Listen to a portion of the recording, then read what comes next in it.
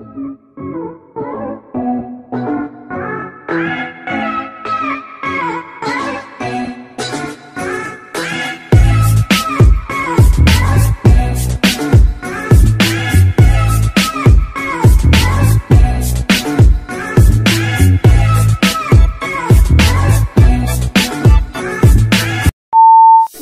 so it's me again. At ngayon nga, nakita niyo sa title natin na ating pag-uusapan ay ang top 25 free online sites na maaari mong enrollan ng libre. At take note, ang iba sa mga sites na ito ay nag-offer ng free certifications kung saan magagamit mo kung gusto mong maghanap ng trabaho. Pwede mo ito ibigay sa mga employers, potential employers, or sa HR. Pwede mo itong gamitin dahil sure talaga na reliable ang sites na to dahil ang mga instructors ay coming from different universities like University of Harvard, University of Michigan, at iba pa. Isa pa pala guys, nag-enroll ako sa isa sa mga sites na ito at 100% sure malaki at marami kayong matututunan dito. At ito ay self-paced, kaya ibig sabihin, mapapag-aralan nyo siya anytime, anywhere, as long as meron kayong internet connection at may phone kayo, tablet, or computer. So, if you wanna know more, please continue watching.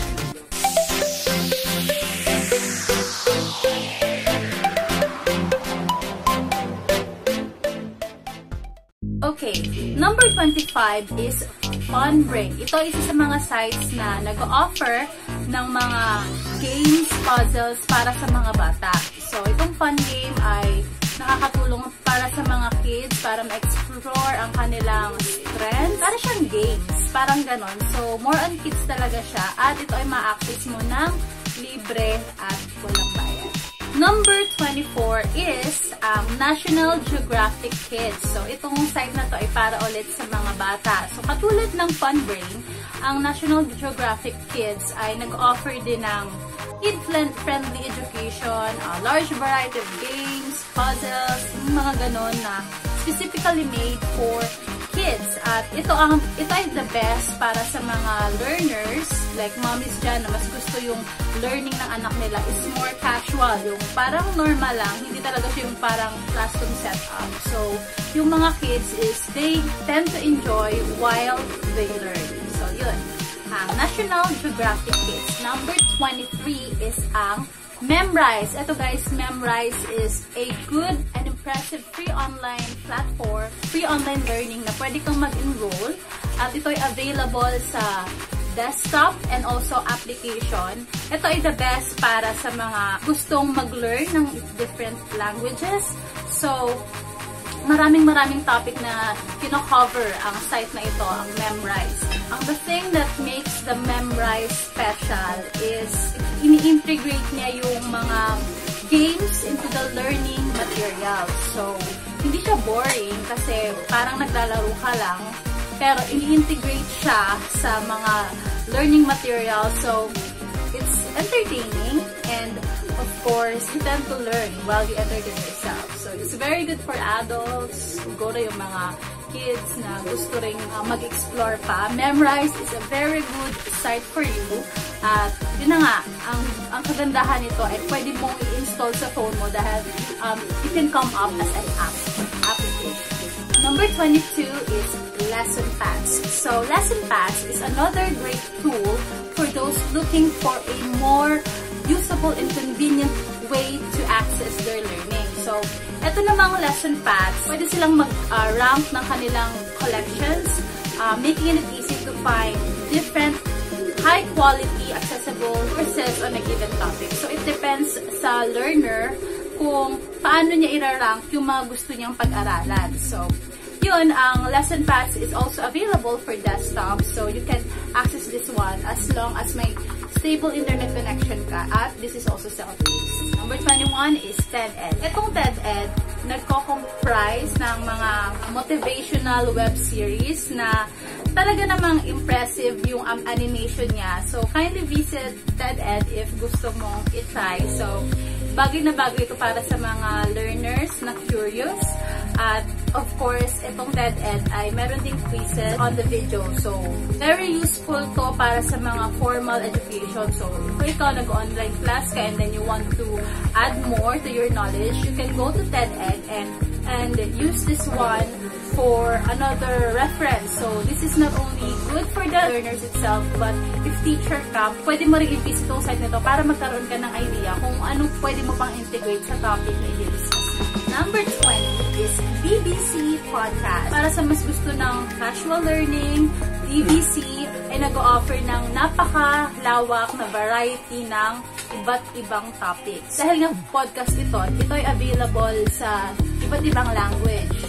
Like, kung nasa ibang bansa ka, kunyari French, nasa Germany ka, depende sa lugar or depende sa language na gusto mong pakinggan. Dahil nga, podcast to. So, ayun, ang focus ng mga podcast ay ang less in-depth and theory-based learnings. Kaya, mas accessible siya sa mga average type of learner. Average person na gusto lang madagdagan yung knowledge nila.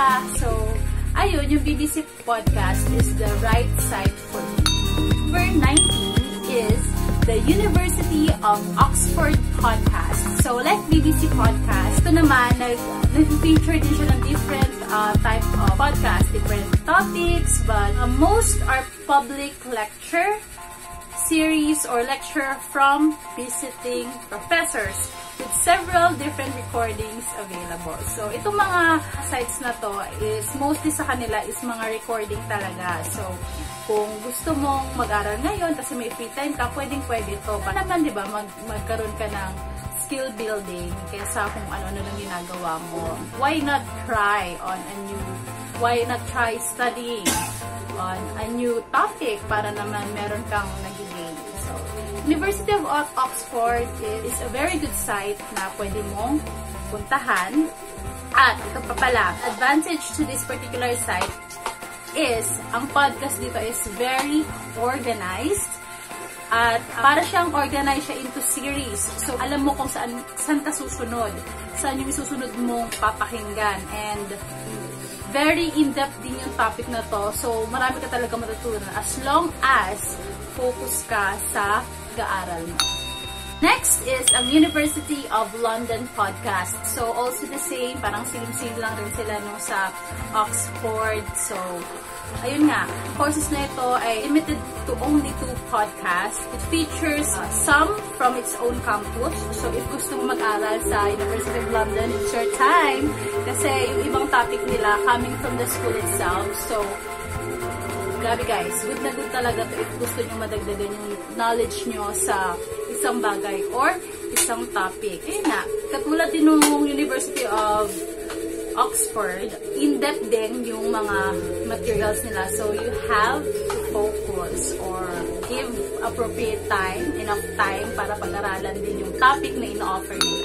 Number 17, ito, para to sa mga estudyante na mahilig sa programming, mahilig sa coding. So, ito siya, Code.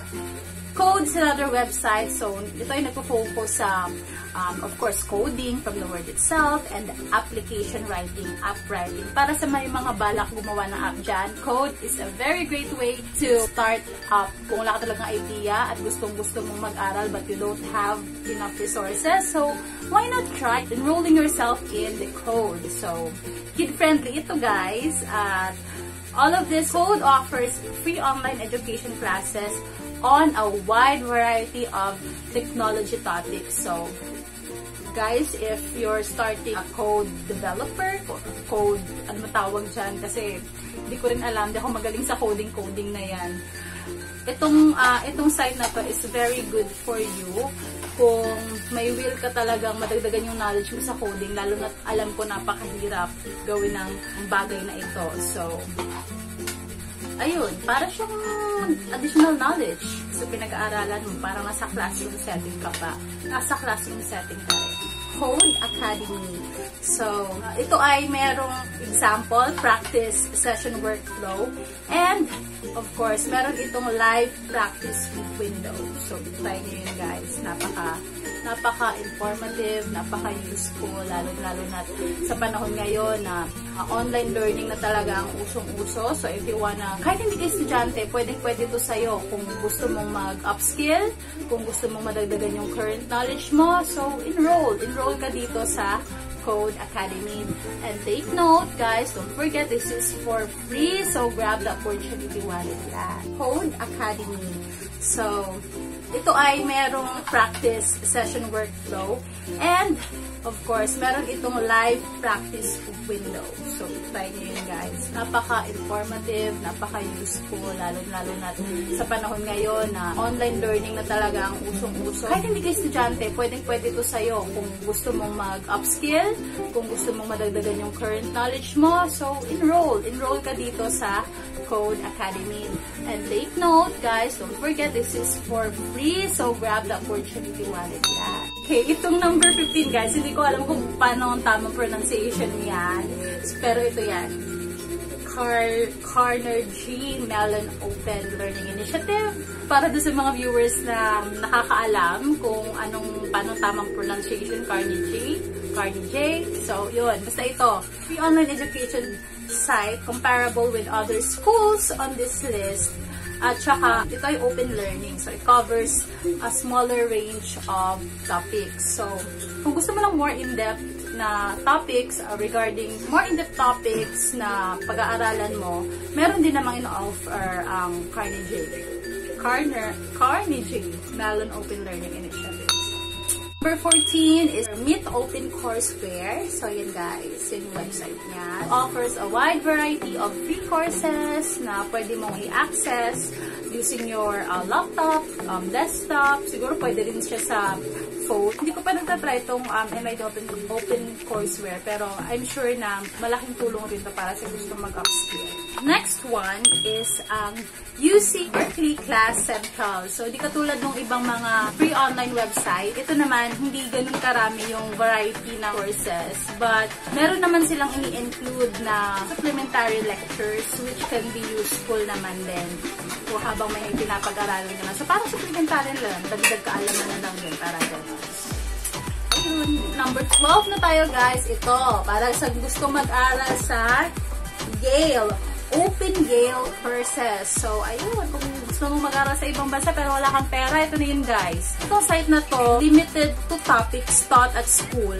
Open Gale courses offers a lot of videos of actual campus lectures. So, ang setup nito, guys, is parang nasa classroom ka na binidyohan. Ganun, guys. Habang nagkaklase sila, nag-video, so nakikita mo, parang nandun ka na rin sa klase nila. So, ganun yung setup ng Open Gale courses, which is very good kasi diba parang may classmate ka na rin. The availability of videos makes the site a great option if you're looking for quality courses. But learn better by watching than by reading. So, ako guys, personally, mas natututo ako habang nanonood ako kesa yung pinapakinggan ko lang or binabasa ko. So guys, it's your time na talaga to enroll in this free websites. Next one, ito yung Harvard Extension, diba? Never in my wildest dream na magkakaroon ako ng opportunity na mag-aral sa Harvard University. But because of these free websites, parang nakapunta na rin ako sa ibang bansa at mag-aral ng mga kursong ito. So, yun.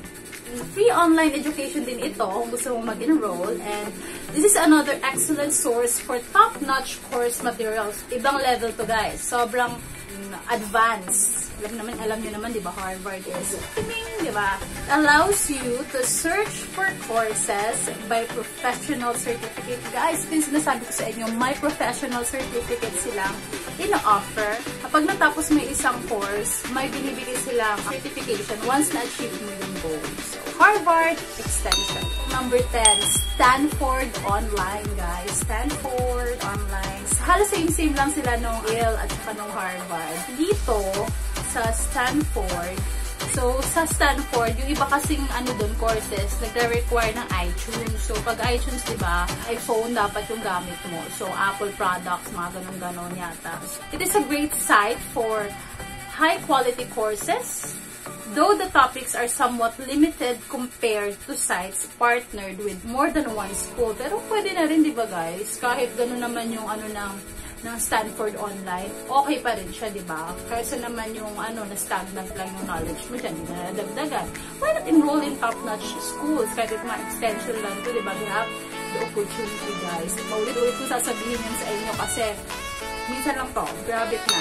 Number 9 is iTunes U free courses. So, it's a very convenient place for free online education. Pero kailangan niya ng iTunes. It integrates seamlessly with your iPod or any app-ready Apple mobile device. Yun nga, dahil nga sa name itself ng site na to, iTunes U, kailangan dito is iPhone user ka talaga. Alam mo kung paano gamitin yon. And pwede rin naman desktop.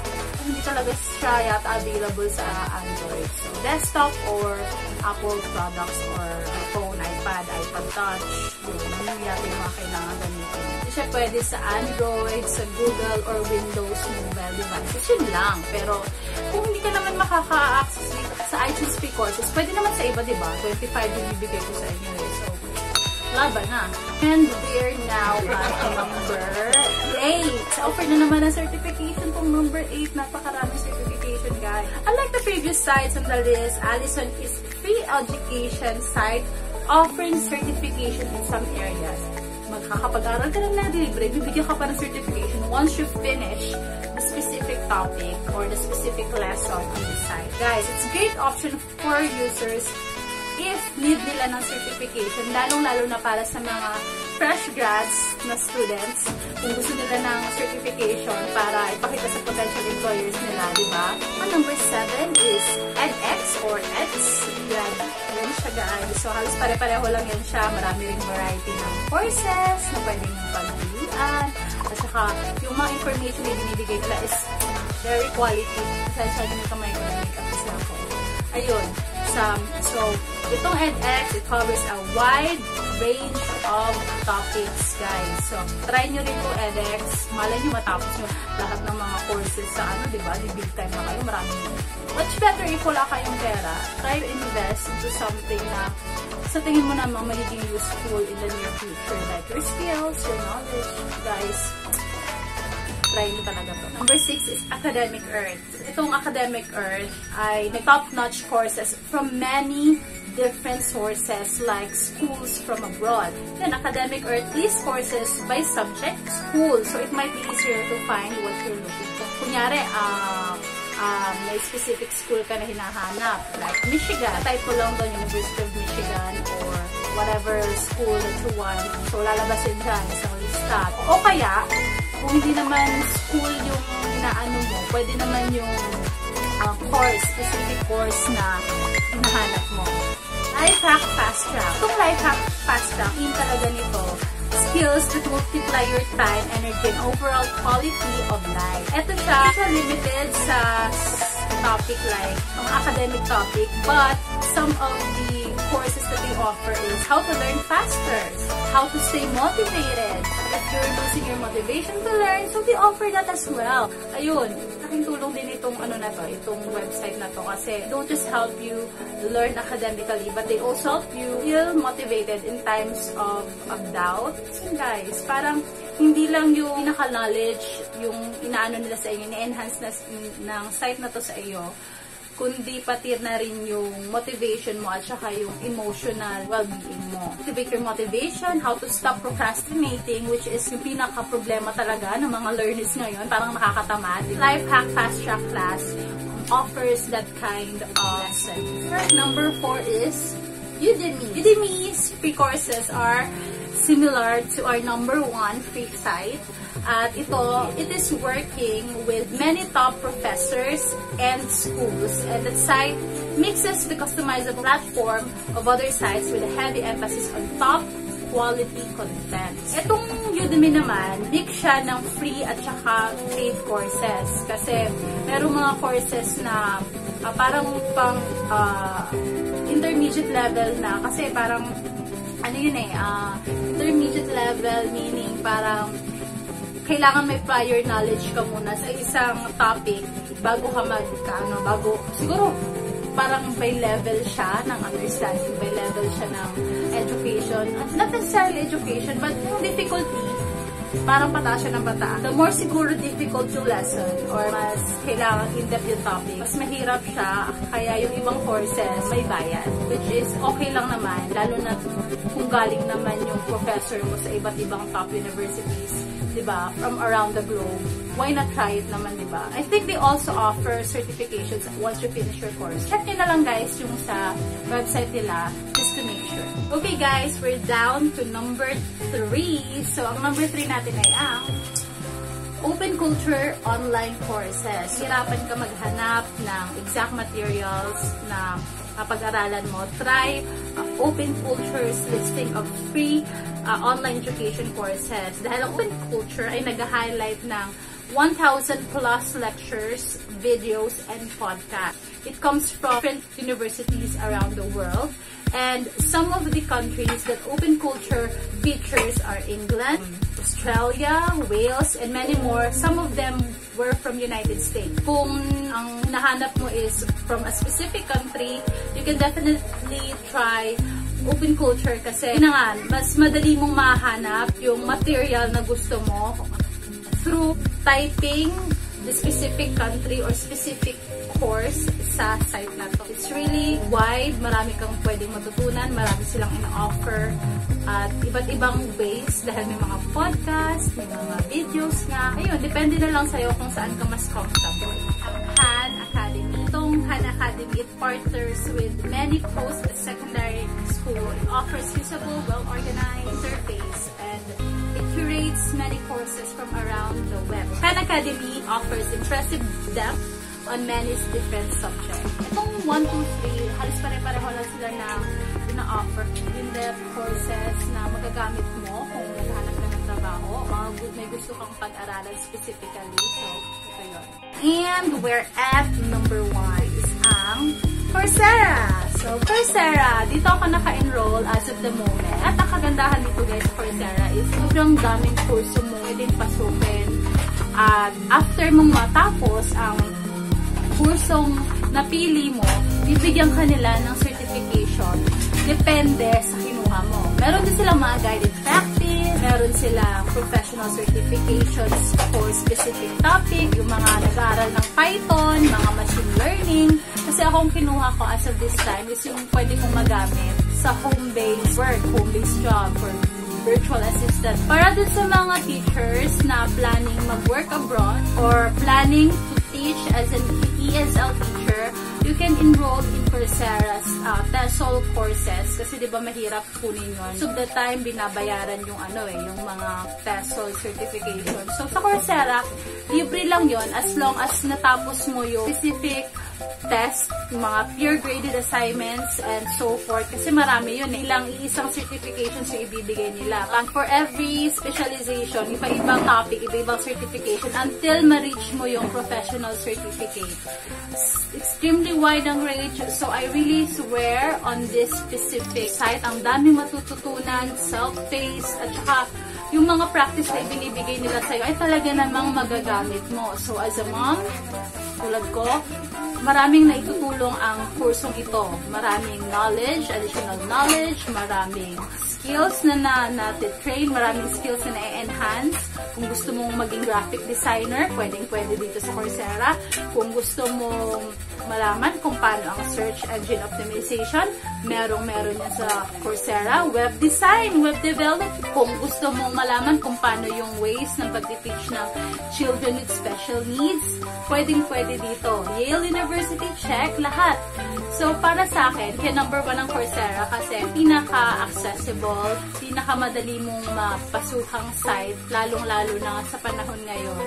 Kasi nga, yung ibang courses dito, although may mga courses na mga binabayaran mo, pero nga dahil nakatanggap ako ng grant from DOST Caraga, mas naging useful siya for me. Mas naging mas madali. At yung mga courses na may bayad para ka makakuha ng certification, walang bayad at until February 2021. Kahit naman hindi ka yata nakaano ng grant ng DOST Caraga, as long as nakapag-enroll ka sa nga guys, sana nga yung sinasabi ko na putol kasi namatay yung ring light. So yun na nga, yung Coursera, malaking bagay na rin siya para sa mga katulad ko. Can't afford na mag-enroll sa mga ganyang courses from abroad. So, as of this time, parang 50 plus yata yung courses na in-enroll ko. Pero sabi naman dun sa Facebook page ng DOST Caraga, it's okay. Kahit hindi mo matapos yun. Ang importante na enroll mo lahat ng course ng gusto mong pag-aralan. At saka, ang Ang problema lang naman doon kapag hindi mo natapos, wala kang makukuha ng certificate. Kasi yung mga kursong yun, nag-offer sila talaga ng certification ng libre. Kaya, kapag natapos mo yung lesson na yun, pag hindi, edi wala kang certificate. Stay tuned na lang kayo sa UST Caraga na Facebook page. Diyan, ayan yung page nila. Alam mo, may mga announcements sila na bago kasi this is a once in a lifetime opportunity, guys. Advice ko lang para dun sa mga hahabol sa Coursera, you can still access the other freer websites na binanggit ko sa vlog na ito kung talagang interesado ka kasi malaking tulong na rin yun sa'yo, lalo na sa pandemic ngayon. Maraming na-lay-off sa trabaho, maraming na-stuck lang sa bahay. So, kung na-stuck ka sa bahay and then wala ka namang ibang ginagawa, pwede ka namang mag-aral, diba? So, magagamit mo rin yan. Malay mo, bumalik na tayo sa normal, makapag-apply ka na. Kahit ngayon, gusto mo mag-try ng work from home. And, ayun lang, guys. If you enjoyed watching my vlog, and I really wish na sana i-try mag-enroll sa mga course ito. So, till next vlog, don't forget to